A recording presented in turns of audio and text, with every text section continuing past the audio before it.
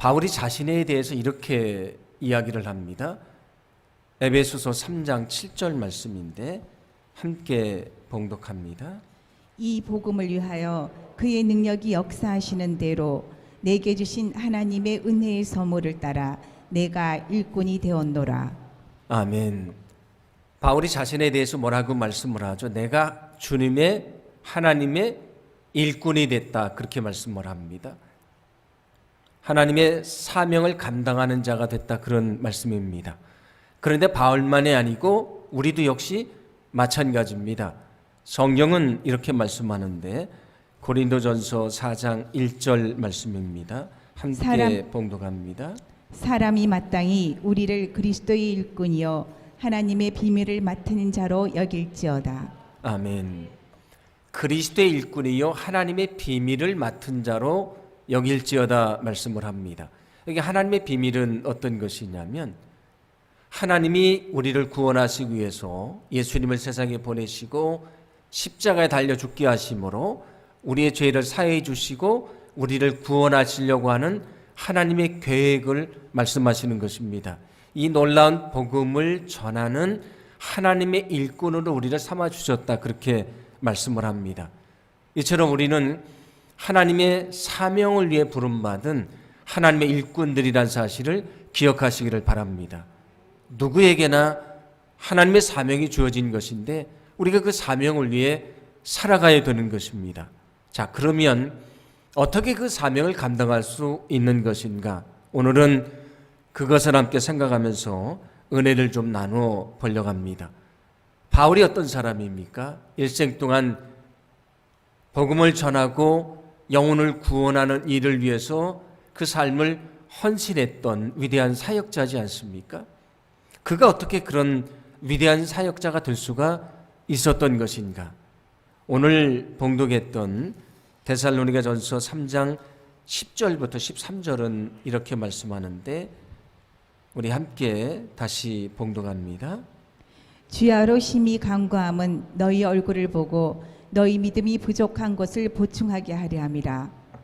하나님 우리 아버지와 우리 주 예수는 우리 길을 너희에게로 갈 수 있게 하시오며 또 주께서 우리가 너희를 사랑함같이 너희도 피차간과 모든 사람에 대한 사랑이 더욱 많이 넘치게 하사 너의 마음을 굳건하게 하시고 우리 주 예수께서 그의 모든 성도와 함께 강림하실 때에 하나님 우리 아버지 앞에서 거룩함에 흠이 없게 하시기를 원하노라.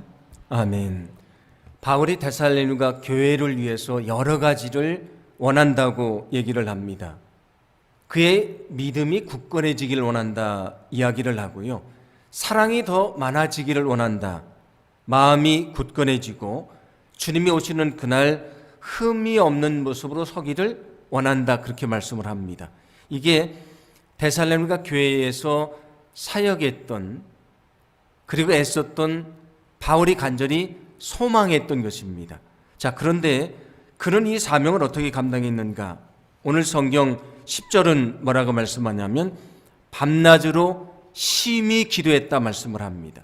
이렇게 되기를 원하면서 나는 밤낮으로 심히 기도했다, 나는 간절히 기도했다, 그런 말씀이지 않습니까?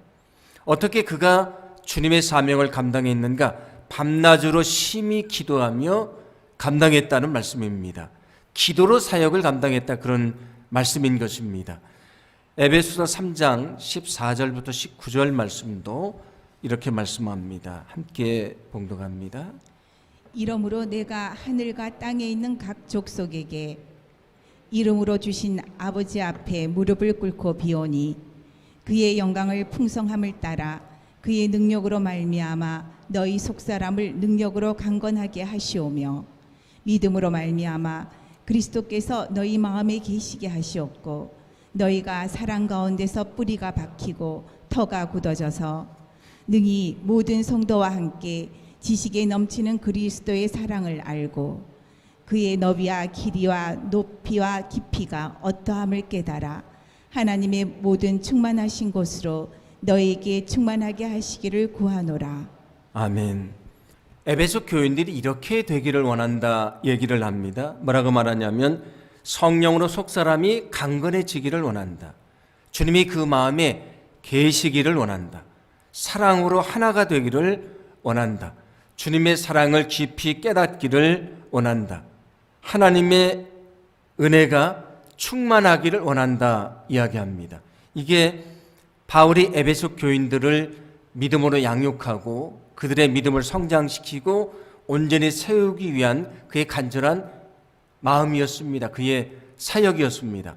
그런데 오늘 성경 15절을 보면 어떻게 그 사역을 감당했는가? 아버지 앞에 무릎을 꿇고 빌었다, 기도했다고 말씀하지 않습니까? 어떻게 그가 에베소 교인들을 믿음 안에 온전히 세웠는가? 그가 하나님 앞에 무릎을 꿇고 기도함으로 그 사역을 감당했다고 하는 말씀입니다.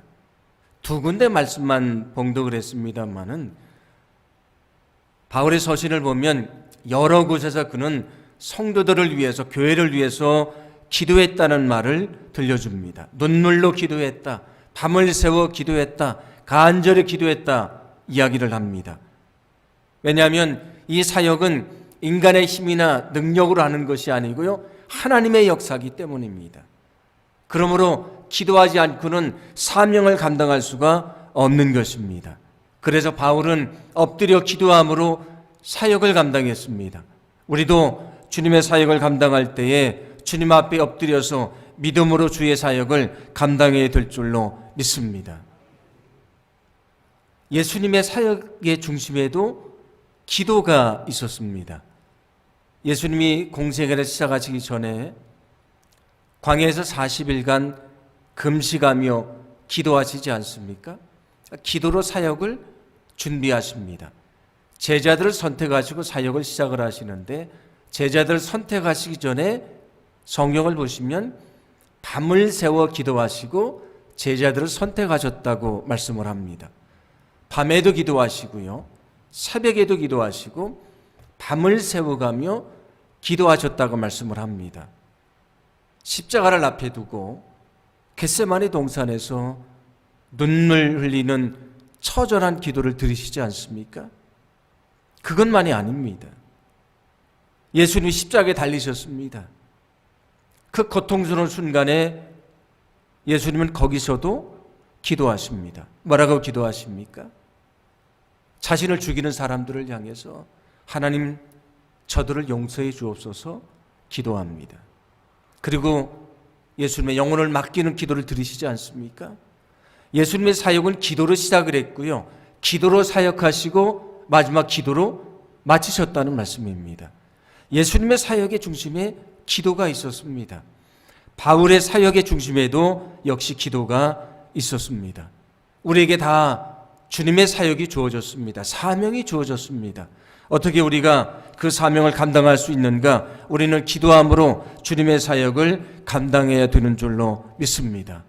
여러분, 기도함으로 주의 사역을 감당할 수 있는 우리 모두가 되기를 간절히 소망합니다. 예수님이 승천하시기 전에 이런 말씀을 들려주십니다. 사도행전 1장 8절 말씀인데 함께 봉독합니다. 오직 성령이 너희에게 임하시면 너희가 권능을 받고 예루살렘과 온 유대와 사마리아 땅끝까지 이르러 내 증인이 되리라 하시니라. 아멘. 내 증인이 되라는 사명을 주시지 않습니까? 그런데 사명을 감당하기 위해서는 너희에게 능력이 주어져야 된다, 권능이 주어져야 된다 말씀을 합니다.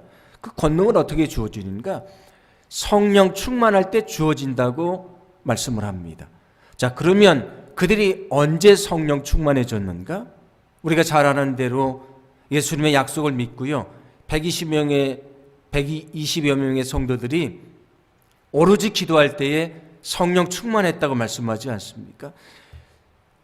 기도할 때에 성령 충만해졌고요, 성령 충만할 때 능력을 얻게 됐고요, 능력을 가지고 말씀을 전할 때에 복음의 증인이 될 수가 있었다고 하는 것입니다.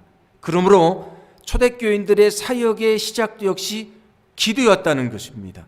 여러분, 우리가 기도할 때에 성령 충만하게 하시고요, 또 성령 충만할 때 능력을 주시고 능력으로 주의 사명 감당할 때에 하나님의 귀한 역사를 이루게 될 줄로 믿습니다.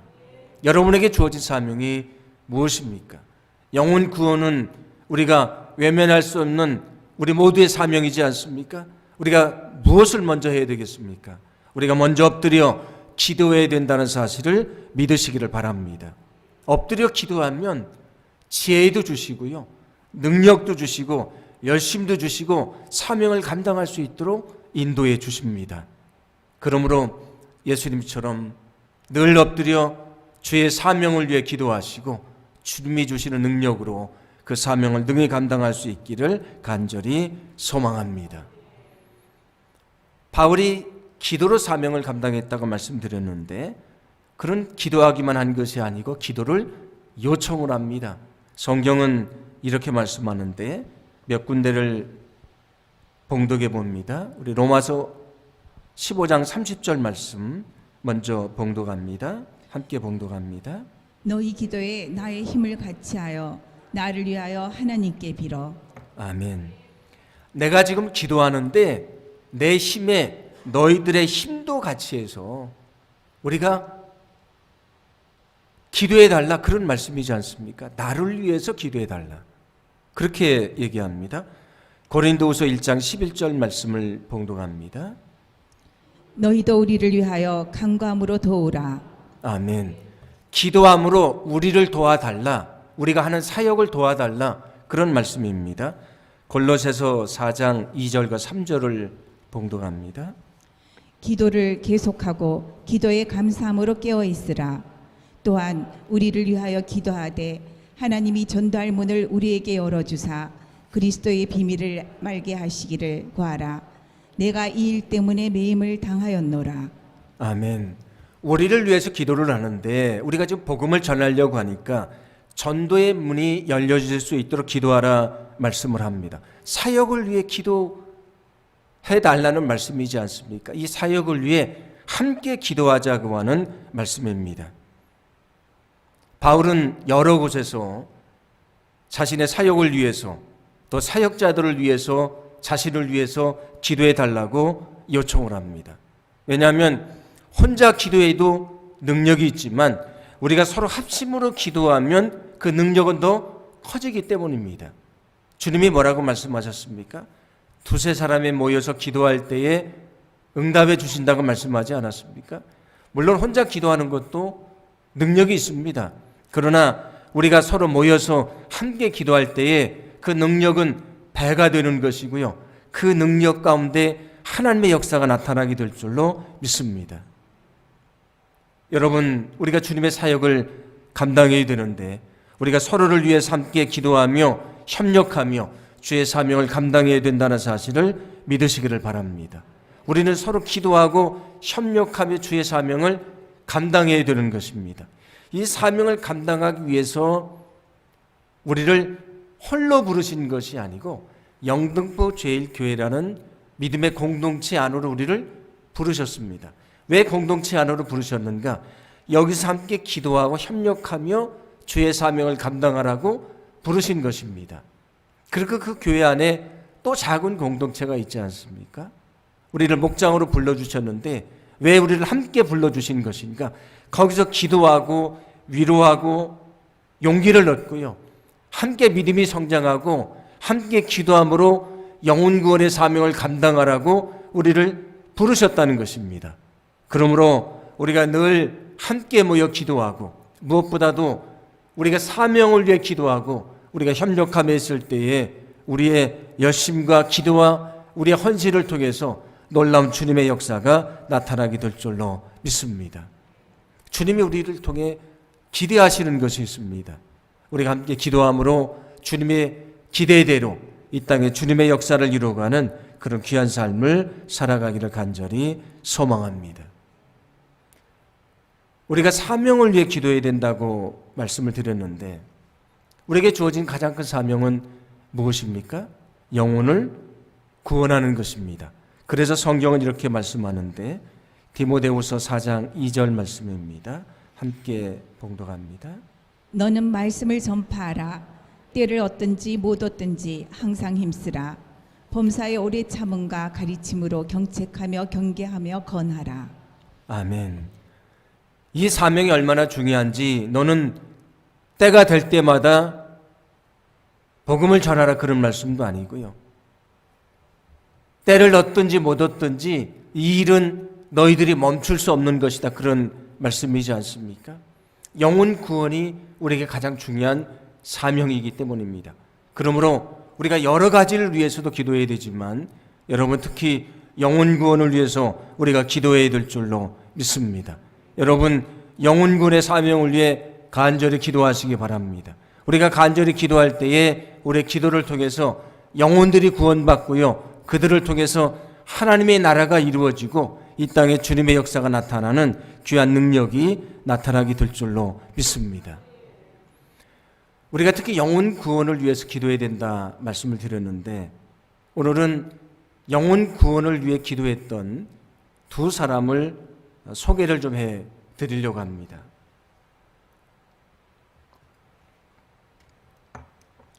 조지 뮬러라고 하는 사람이 있습니다. 우리가 잘 아는 사람이죠. 5만 번의 기도응답을 받은 사람이다. 그렇게 이야기를 합니다. 근데 5만 번 기도받았다는 것은 자기가 내가 5만 번 기도받았다고 자랑을 한 것이 아니고요. 그분은 꼭 기도노트를 쓰고 기도응답 받은 것을 표시를 했습니다. 돌아가신 다음에 사람들이 이분이 얼마나 기도응답을 받았나 기도노트에 써 있는 것을 세어봤더니 5만 번이었다 그런 얘기입니다. 이렇게 기도로 사역을 감당했던 사람인데 원래 그분은 독일 사람입니다. 그런데 영국에 가서 고아원을 운영하면서 복음을 전하는데 특히 영혼 구원을 위해서 애를 쓰며 기도를 했던 사람입니다. 그가 뭐라고 말하냐면 나는 하나님께서 내 기도를 통해서 3만 명 이상의 영혼을 구원하셨다고 확신합니다. 나의 기도를 통해 3만 명의 영혼을 주님 앞으로 돌아오게 하셨다고 나는 확신합니다. 그런 영혼 구원을 위해서 애를 쓰며 기도했는데 그가 영혼 구원을 위해서 기도하는 자기 기도를 몇 가지로 얘기를 합니다. 먼저 뭐라고 말하냐면 나는 어떤 영혼을 위해 기도할 때 그 영혼이 구원받는다는 것을 의심하지 않고 기도한다. 왜냐하면 어느 영혼을 위해 기도하는데 그 영혼이 구원받는 것은 내 소원이 아니고요. 내 소원만이 아니고 그래서 하나님의 소원입니다. 내가 하나님의 소원을 기도하는데 하나님이 들어주시지 않겠는가? 그래서 내가 그 영혼을 위해 기도하면 반드시 그 영혼이 구원받는다는 믿음을 가지고 기도했다. 그런 얘기입니다. 그런 주님의 이름으로 기도했다. 그렇게 얘기를 합니다. 왜 주님의 이름으로 기도했다는 것을 얘기하냐면 영혼을 구원하는 것은 인간의 지혜나 능력이 아니라고 말씀드리지 않았습니까? 그것은 하나님의 역사입니다. 그래서 주님의 역사이기 때문에 주님의 이름으로 기도했다. 그렇게 이야기를 하고요. 그리고 내 기도는 반드시 응답된다는 확신을 가지고 기도를 했다. 내가 그 영혼을 위해 기도하면 반드시 응답된다는 믿음을 가지고 기도했다. 그렇게 이야기를 합니다. 하나님과 우리 사이를 갈라놓는 것은 죄이지 않습니까? 내가 아무리 영혼 구원을 위해서 기도를 해도 내가 죄악 가운데 있으면서 기도하면 하나님이 그 기도를 들어주시겠는가? 그래서 그런 거룩하게 살려고 애를 썼습니다. 정결하게 살려고 애를 썼습니다. 그래야 주님이 내 기도를 들어주시기 때문입니다. 왜 그가 더 정결하게 살려고 노력했는가? 영혼을 더 구원해내려고 애를 썼다는 말씀입니다. 어떤 사람이 말씀을 잘 전하는데 그가 죄악 가운데 살아가고 있으면 그 복음을 듣는 사람이 뭐라고 말하겠습니까? 당신이나 잘 믿으시오. 그렇게 얘기하지 않겠습니까? 그래서 그는 영혼 구원을 위해서 나를 정결하게 하고 기도했다 그런 말씀이고요. 그런데 어떻게 기도했다고 말하냐면 나는 포기하지 않고 나는 끈질기게 기도했다 그렇게 이야기를 합니다. 그가 말하기를 나는 52년 동안 몇몇 사람들을 위해 기도해 왔으며 응답이 올 때까지 기도할 것입니다. 52년을 기도했는데 아직도 믿지 않는 사람들이 있다는 겁니다. 그런데 나는 여전히 기도할 것입니다. 그런데 그가 그렇게 기도했는데도 예수를 믿지 않은 사람들이 있었습니다. 조지 밀러가 죽게 됐는데 어떤 한 친구는 조지 밀러가 그렇게 일생을 통해 기도했는데 조지 밀러가 죽을 때도 예수님을 영접하지 않았습니다. 그런데 그가 조지 밀러가 있던 곳에 와서 유품을 정리하는 일을 하게 됩니다. 그때 그 기도 노트, 아까 말씀드렸던 기도 노트를 발견하게 됐습니다. 보니까 기도 제목이 있고 응답받은 것을 표시를 했는데 거기 영혼 구원을 위해서 참 많이 기도를 했습니다. 거기 보니까 자기 이름도 있습니다. 다른 사람들은 다 표시가 됐는데 자기 것은 공란으로 되어 있습니다. 그때 그는 펜을 들어서 거기에 씁니다. 응답되었습니다. 그리고 마음의 문이 열리고 그는 예수님을 영접을 했습니다. 영혼 구원을 위해 기도했던 조지 밀러의 기도는 그가 죽은 다음에도 응답이 됐습니다. 어떤 사람은 이런 간증도 합니다. 알고 봤더니 조지 밀러가 내 영혼을 위해서 일생을 기도하다가 죽었습니다. 그런데 나는 그가 죽은 1년 반 후에 나는 예수님을 믿게 됐습니다. 그가 죽은 후 1년 반 후에 예수님을 믿게 된 것이 조지 밀러의 기도인 것을 그는 알게 됐다는 것입니다. 우리는 영혼 구원을 위해서 기도해야 됩니다. 특히 오늘 여러분들이 기도하실 때에 여러분의 마음속에 품고 있는 VIP 전도 대상자들이 있지 않습니까? 여러분 그 영혼들을 위해서 기도하기를 간절히 소망합니다. 그리고 우리가 사랑으로 섬겨주고요, 믿음으로 말씀을 전할 때에 주님이 그 마음을 움직여 주시고 그를 통해서 하나님의 귀한 역사를 이루어 주실 줄로 믿습니다.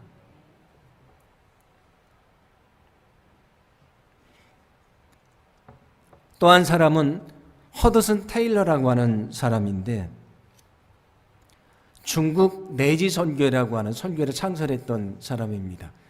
이 사람은 조지 밀러의 책을 보면서 많은 감명을 받았습니다. 그래서 나도 조지 밀러처럼 기도했으면 좋겠다. 그래서 하나님 앞에 하나님을 의지하며 기도하는 법을 가르쳐 달라고 기도를 합니다. 그는 원래 한 의사 밑에서 약을 조제하는 일을 했는데 그 의사가 사람은 좋은데 일을 똑부러지게 하는 사람이 아니었답니다. 그래서 월급을 원래 제 날짜에 줘야 되는데 이게 들쭉날쭉 줍니다. 안 주는 건 아닌데, 그런데 사람이란 것이 그날 월급날을 기다렸다가 그걸 가지고 계획적으로 살지 않습니까? 그러니까 마음이 좀 불편할 때가 있었습니다. 그때 그가 하나님 앞에 기도합니다. 하나님, 우리 의사 선생님 마음을 움직여 주십시오. 그래서 제 날짜에 월급을 잘 줄 수 있도록 해 주십시오. 기도를 했습니다. 그런데 정말 그 의사가요, 그 다음부터는 제 날짜에 월급을 주는 겁니다. 그때 그는 깨닫게 됩니다. 기도라는 것이 내가 누구를 위해 기도하면 하나님이 그 마음을 움직여 주시는구나. 내가 기도를 하면 사람의 마음을 움직여 주시는구나. 내가 어느 영혼의 구원을 위해 기도하면 하나님이 그 마음을 움직여 주시는구나를 확신하게 됩니다. 그러니까 중국에 가서 선교를 하게 되는데 그때는 선교가 아주 불모지였습니다. 그런데 마음속에 품고 기도하는 것이 있었는데 24명의 선교사를 보내주십시오. 그래서 2명씩 짝을 지어서 보낼 것인데 예수님이 제자들을 보내셨던 것처럼 2명씩 짝을 지어서 보낼 것인데 중국의 11개 팀, 또 몽골의 1개 팀, 그래서 22명을 놓고 기도를 합니다. 그때는 파송할 선교회도 없었고 그때는 정말 불가능한 일이었습니다. 그래도 그는 믿음을 가지고 기도합니다. 내가 기도하면 누군가 마음에 결심을 하고 이 거룩한 일을 위해 나설 것이라고 확신을 합니다. 그런데 놀랍게도 정말 24명의 선교사들이 서원을 하고요, 이 일을 위해 참여를 했습니다. 24명으로 시작된 선교사들이요, 나중에는 그 선교회를 통해서 1000명의 선교사들이 중국 땅에 가서 복음을 전하는 역사가 나타났습니다. 그때 놀라운 구원의 능력이 있었다고 하는 것입니다. 믿음의 사람들은 다 기도에 사람들이었습니다. 기도할 때에 능력을 얻게 됐고요. 기도함으로 영혼 구원의 사역을 감당했다는 사실을 믿으시기를 바랍니다. 여러분, 우리도 기도의 사람, 또 기도의 용사가 되기를 간절히 소망합니다. 특히 영혼 구원을 위해서 우리가 기도할 때에 우리의 간절한 기도, 그 기도는 하나님의 소원이 되기도 한다고 말씀드리지 않았습니까? 우리가 주님의 뜻대로 기도하면 들어주신다고 말씀해 주셨는데 우리의 간절한 소원이 이루어질 수 있도록 우리를 축복해 주실 줄로 믿습니다. 여러분의 마음속에 품고 있는 영혼이 누구입니까? 오늘 그 영혼을 위해 열심히 기도하시기 바랍니다. 그리고 계속 기도하기를 간절히 소망합니다. 근데 주님이 그 마음의 문을 움직여 주시고 그 마음의 문이 열려지게 하시고요. 그가 주님 앞으로 돌아오는 그런 귀한 역사가 있게 될 줄로 믿습니다.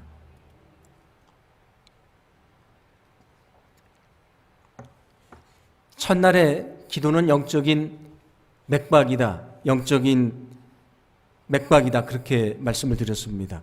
라일이라고 하는 분은 이런 얘기를 했는데 호흡으로 몸이 사는 것처럼 믿음은 기도로 삽니다. 믿음은 기도로 삽니다.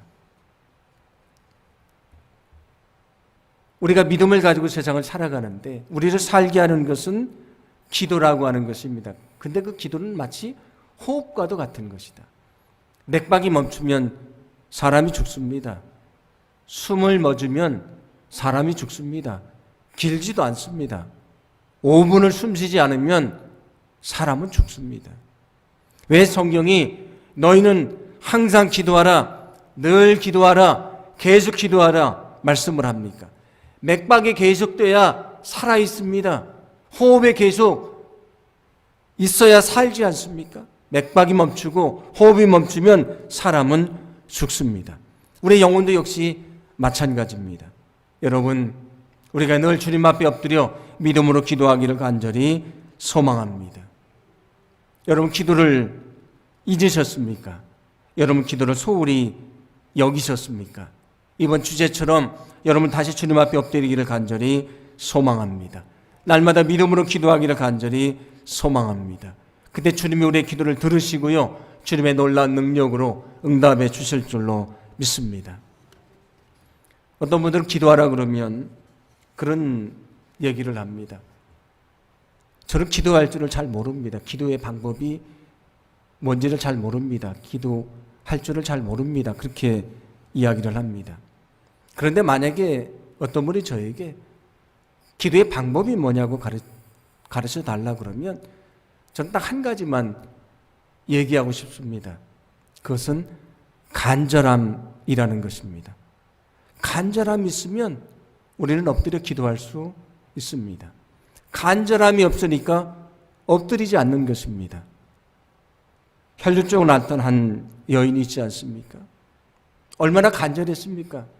낫기를 원했지만 낫지를 않았습니다. 재산도 다 탕진을 하게 됐습니다. 그런데 예수님을 보고 믿음이 생겼습니다. 내가 예수님의 옷자락이라도 잡으면 고침받을 것 같다는 믿음이 생겼습니다. 간절한 마음으로 손을 뻗어 예수님의 옷자락을 잡습니다. 그런데 그 간절함을 보시고 주님께서 그 여인의 질병을 고쳐주셨다고 말씀해 줍니다. 간절함이 있으면 누구나 기도할 수 있는 것입니다. 기술로 기도하는 것, 방법으로 기도하는 것이 아니고요. 우리는 간절함으로 기도하는 것입니다. 저의 개인적인 얘기를 드려서 좀 죄송하긴 하지만 저희 어머님이 40대 초반에 혼자 되셨습니다. 시골에서 농사를 지시는데 5남매를 키워야 됩니다. 얼마나 힘들고 어려웠겠습니까? 그때 교회를 처음 나가기 시작을 하셨는데 교회를 갔다 오기만 하시면 목이 쉬어가지고 오십니다. 저는 그때 교회를 안 다닐 때니까 야, 교회라는 게 참 이상한 데다. 왜 교회를 갔다 오시면 목이 쉬어서 오시지? 그런데 제가 나중에 교회를 다니면서 알게 됐습니다. 어머님이 기도하실 줄도 잘 모르시는데 그냥 가서 통곡하고 주님 앞에 엎드려서 울다가 오시는 겁니다. 교회에 가서 어찌할 수 없으니까 눈물 흘리고 통곡하고 소리 지르다가 그냥 오시는 겁니다. 제대로 기도할 줄도 몰랐지만 그냥 엎드려서 울다가 오셨습니다. 그런데 중요한 것은 간절한 마음으로 엎드리니까 그 마음도 헤아려 주시고 그 기도도 응답해 주신다는 것입니다. 우리가 주님 앞에 간절히 엎드릴 때에 주님께서 우리를 사랑하셔서 우리가 무엇을 기도해야 되는지도 가르쳐 주실 것이고요. 성경이 약속하신 대로 성령이 우리의 기도를 도와주실 줄로 믿습니다.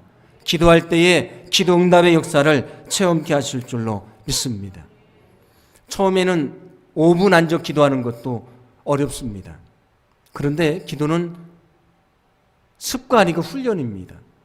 우리가 엎드리고 또 엎드리면요 10분도 기도할 수 있고 30분도 기도할 수 있고요 1시간도 기도할 수 있고 2시간도 기도할 수 있습니다. 제가 고등학교 때 교회를 처음 다니면서 기도에 불이 붙었습니다. 그래서 혼자 교회 가가지고요 그 어린 학생이 기도했습니다. 제가 그때 새벽 기도에도 나갔습니다. 친구들이 저보고 미쳤다 그랬습니다. 그래도 새벽 기도도 나갔습니다. 어느 토요일 날인데 제가 1시에 교회에 기도를 나갔습니다. 어린 제가 엎드려서 하나님 앞에 기도를 했습니다. 무릎을 꿇고 그러니까 기도를 열심히 했습니다. 제가 생각하기에 이제 1시간 정도 기도했나? 그렇게 생각을 했습니다. 그때도 이렇게 겨울이 가까워질 때인데 그래서 기도를 하다가 1시간 정도 기도했나 그래서 눈을 떴더니요 제가 시계를 보니까 5시가 됐습니다. 제가 4시간을 엎드려 있었는데 제가 느끼기에는 1시간도 되지 않는 시간처럼 느껴졌습니다. 누구나 주님 앞에 엎드리면 간절한 마음으로 엎드리면 기도할 수 있고요 기도의 능력을 체험할 수 있습니다. 우리가 간절한 마음으로 엎드리지 않으니까 주님의 능력을 보지 못하는 것입니다. 여러분 다시 주님 앞에 엎드리시고 지금도 살아 역사하시는 주님의 능력을 체험할 수 있는 저와 여러분의 삶이 되기를 간절히 소망합니다. 그래서 우리의 기도가 응답이 되고요 우리의 응답이 간증이 될 수 있도록 주님께서 역사해 주실 줄로 믿습니다.